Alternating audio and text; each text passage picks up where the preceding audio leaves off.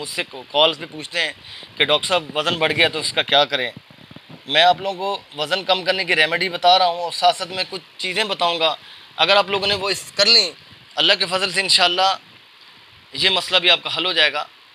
आप copy pen ले लीजिए, लिख लीजिए। सौंफ, अजवाइन, मेथी दाना, चिलौंजी, खुश्क पुदीना, खुश्क लेमन, इन सब चीज़ों को ग्राइंड करवा लीजिए, पिसवा लीजिए, एक जार में डाल लीजिए। अब करना क्या है, आप लोग या तो 1 चम्मच आप इसका सुबह लें, एक दोपहर लें, शाम लें, या तो बेहतरीन ऑप्शन ये है कि 1 चम्मच आप 1 गिलास पानी में डालें, उसको पकाएं, पका के खूब उसका एक्सट्रैक्ट निकालें, जैसे चाय पकाते हैं हम। जब उसका अर्क निकल जाए उसको ठंडा कीजिए।